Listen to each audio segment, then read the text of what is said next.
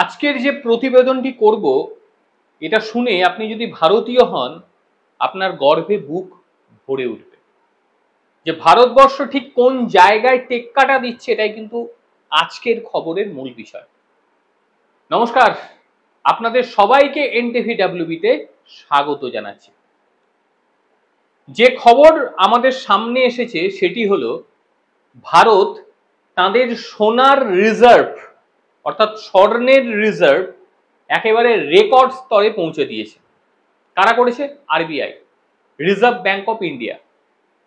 এবং এটাকে গোটা পৃথিবী বলছে ভারত মারাত্মকভাবে একটা স্মার্ট কৌশল নিয়েছে এবং এই কৌশলটা আজ নয়, কয়েক বছর আগে থেকেই ভারত এই কৌশলটি নিয়েছে, যার ফলে ভারতের অর্থনৈতিক এবং কূটনীতি একেবারে স্বর্ণ যুগের জায়গায় পৌঁছেছে। যে পরিস্থিতি তাতে ভারতের ভাগ্য উজ্জ্বল হতে আর কেউ রুখতে পারবে না। দান ধ্যান হবে কিন্তু চাওয়া হবে না। ভারত এবার হাতটা এই রকম রাখবে, এরকম হবে না। ওই যে আশেপাশে যে দেশগুলো দেখেন তারা হাতটা এই রকম করে পাতে, কিন্তু আমরা এবার থেকে হাতটা এই রকম রাখবো, এরকম আর হবে না। কেন বলছি?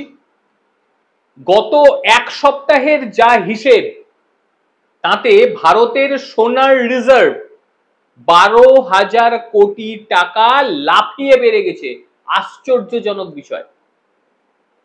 শুধু 12,000 কোটি টাকা লাফিয়েছে তা নয়, এতে মুদ্রার যে আগমন, বিদেশি মুদ্রার আগমন সেটাও ঘটেছে। RBI এর কাছে সামগ্রিক সোনার রিজার্ভের মূল্য এক বছরে 3 গুণ বৃদ্ধি পেয়েছে, যেটা পৃথিবীর আর কোনো দেশের কাছে এই রেকর্ড নেই। 3 গুণ বৃদ্ধি, 68,000 কোটি টাকার রেকর্ড স্তর অতিক্রম করে ফেলেছে। এর অর্থ একাধিক দেশের থেকে রুপি ধীরে ধীরে তার নিজের জায়গায় পৌঁছে যাবে। এই যে ডলারের আধিপত্য, এবার এই ডলারের আধিপত্যকে কিভাবে সামলাতে হয় ভারতবর্ষ বুঝে গিয়েছিল। এই কাজটা তারা একদিনে করেনি, এটা বুঝে গিয়েছিল যে ডলার নিয়ে আমেরিকার বাঁদরামো সেটার ভারত সহ্য করবে না। সেই কারণে ডলারের প্রতি নজর না দিয়ে তারা স্বর্ণের দিকে নজর দিয়ে দিয়েছে। ভাই, স্বর্ণ রিজার্ভ বাড়িয়ে ফেলেছে এবং যে কারণে বিশ্ববাজারে চরম অনিশ্চয়তা থাকলেও ভারতবর্ষ তার নিজের জায়গাকে ঠিকঠাক ভাবে ধরে রেখেছে। যেখানে করোনার মতন মহামারী সামনে এলে পরেও তারা ভেঙে যায়নি। শুনেছেন নাকি করোনার সময় ভারতে সাহায্য এসছে বাইরের দেশ থেকে? শুনেছেন? কিন্তু কি শুনেছেন? ভারতবর্ষ সাহায্য করেছে অন্য দেশকে। কেন?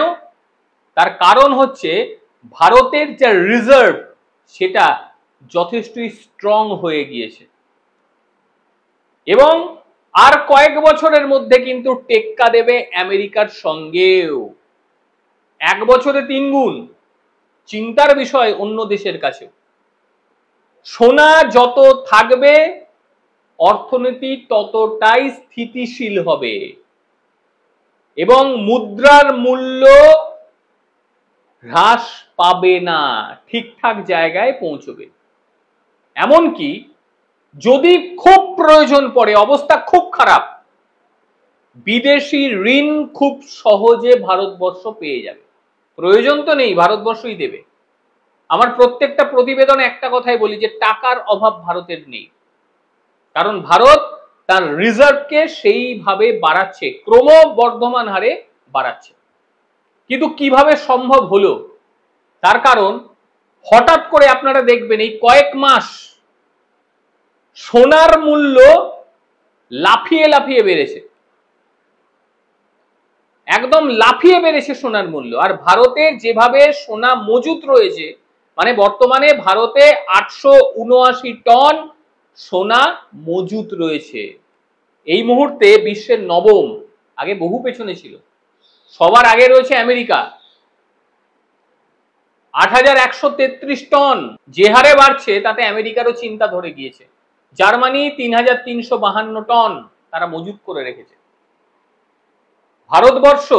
ভারতবর্ষের যে র্যাঙ্ক সেটা অবিশ্বাস্য হারে বাড়ছে। অথচ খেয়াল করে দেখবেন, গুগল করবেন আপনারা প্রত্যেকে, ১৯৯১ সালের ভারতের অর্থনীতি একেবারে পড়ে গিয়েছিল। তখন ভারতকে তার মজুদ সোনা বিদেশি ব্যাংকে বন্ধক দিতে হয়েছিল, দিয়ে টাকা নিতে হয়েছিল। চিন্তার কারণ নেই, সেই অর্থ মিটিয়ে বিদেশি ব্যাংক থেকে সোনা এনে আবারও মজুদ করে ফেলা হয়েছে। শুধু মজুদ নয়, আরো সোনা কেনা হচ্ছে, ভবিষ্যতে আরো কেনা হবে। কাজেই যে সরকার আমাদের সোনাকে বন্ধক দিয়েছিল নিজের অর্থনীতি ঠিক করার জন্য, তারা যে কি কাজ করেছিল, কোন পরিস্থিতিতে করেছিল, আমরা তো দেশ চালাই না, তারা চালিয়েছে, তারা বুঝেছে। কিন্তু বর্তমানে পরিস্থিতিটা অনেকটাই ভালো। লাফিয়ে লাফিয়ে সোনার দাম বেড়েছে। ২০২৫ সালের যদি হিসেব দেখি, সোনার দাম রেকর্ড হয়ে গিয়েছে, রেকর্ড। যেখানে ২৪ ক্যারেট সোনার দাম প্রতি ১০ গ্রাম যদি হিসাব করি ৭,৭৩০ টাকা। বিশ্ব যে পর্যায়ে যে বাণিজ্য, এটাও একটা বড় পার্ট ভারতের দাম বেড়ে যাওয়ার জন্য।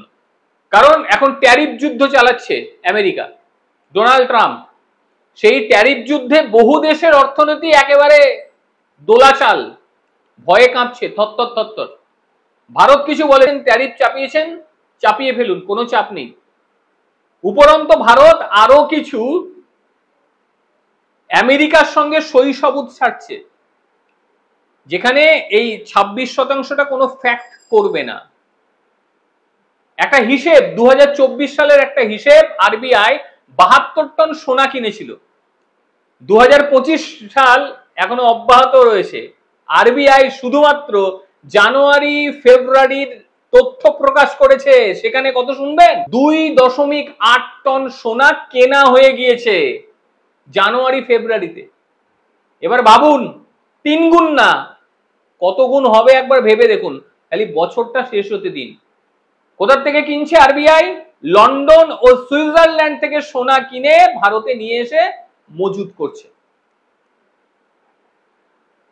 ভারতের এই যে স্বর্ণ সম্পদ, এটাকে বলে স্বর্গীয় সম্পদ। স্বর্ণ সবসময় স্বর্গীয় সম্পদের সঙ্গেই তুলনা করা যায়, আর সেটা ভারত বাড়িয়েছে। বিশ্ব ভূ রাজনৈতিক উত্তেজনা বৃদ্ধি পেলেও ভারতবর্ষ স্টেবল। রাশিয়া ইউক্রেন যুদ্ধ, মার্কিন চীন বাণিজ্য যুদ্ধ, সব ক্ষেত্রে অস্থিরতা দেখতে পাওয়া গিয়েছে। কিন্তু ভারত জানতো এরকম একটা পরিস্থিতি হবে, সেই কারণে সে তার স্বর্ণের ভান্ডারকে বৃদ্ধি করে গিয়েছে। ভারতবর্ষ ডলার জমা করেনি, যে ডলার জমা করে রাখবো আর আমেরিকা নিজের খেলায় খেলবে, এটা হয়নি। ভাই সোনা আছে, রিজার্ভ রয়েছে, কূটনৈতিক স্তরে এবার কথাটা অন্য লেভেলের হবে। এমনকি ভারত তো আপনারা প্রত্যেকেই জানেন যে ব্রিক্সের দেশগুলিকে ভারতবর্ষ বলেছে যে এবার স্বর্ণের উপর ব্যবসা করুন, স্বর্ণ নির্ভর ব্যবসা, ওই ডলার নির্ভর ব্যবসা ভুলে যান, স্বর্ণ নির্ভর ব্যবসা করুন, ঠিকঠাক থাকবে। এবং ব্রিক্সের অন্যান্য দেশগুলো ভারতের কথায় সাই দিয়ে দিয়েছে, না ঠিক আছে চলো। আমেরিকা ২৬% লাগিয়েছিল তো, এইবারে আমেরিকাও বুঝবে যে ভারত ঠিক কোন পার্টে রয়েছে। যার যত বেশি স্বর্ণ মজুদ, তার অর্থনীতি তত বেশি সমৃদ্ধ। আমেরিকার যেমন স্বর্ণ ভান্ডার প্রচুর, যে কারণে তাদের অর্থনীতি একদম টইটুম্বুর থাকে। এত অনিশ্চয়তার মধ্যে তারা টইটুম্বুর করে রেখে দিয়েছে তাদের অর্থনীতিকে। ভারতবর্ষ এবার সেই জায়গাটা নেবে। বৈদেশিক মুদ্রার রিজার্ভ ৭৮৭ বিলিয়ন ডলারে পৌঁছে গেছে, যেটা বিশ্বের ৪র্থ বৃহত্তম।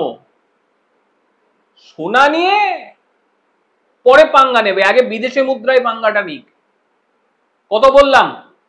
বিশ্বের ৪র্থ, ৭৮৭ বিলিয়ন ডলার, যার মধ্যে সোনার অংশ প্রায় ৯%। আরো বাড়বে, সবে নয়, মানে কতটা রয়েছে ভারতের কাছে একবার ভেবে দেখুন। কাজেই যারা ভারতের অর্থনীতি নিয়ে কথা বলেন তাদেরকে বলবো একটু পড়ে নিন, বিদেশি পত্রপত্রিকা, ইকোনমিক্স জাতীয় পত্রপত্রিকাগুলো পড়ুন, তাহলেই বুঝতে পারবেন বাস্তব অবস্থাটা ঠিক কি রকম। ওই যে বলছে না যে ডলারের তুলনায় কেন আমাদের ভারতীয় রুপি পড়ে গেছে, আরে ডলারকেই তো আর পাত্তা দেওয়া হবে না।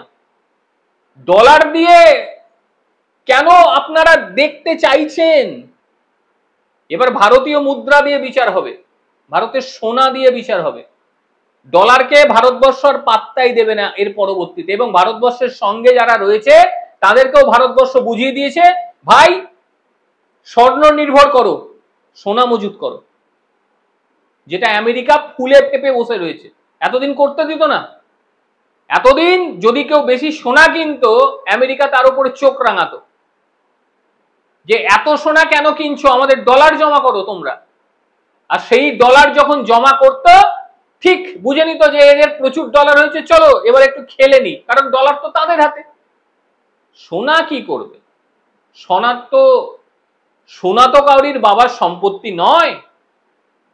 স্বর্ণ অর্থাৎ স্বর্গীয় সম্পদ, আর সেটা বাড়াচ্ছে ভারতবর্ষ। আজকের এই ছোট্ট প্রতিবেদন আপনাদের দেখার জন্য অনেক ধন্যবাদ। আর অবশ্যই ভারতের এই স্বর্ণ মজুত নিয়ে কি বলবেন?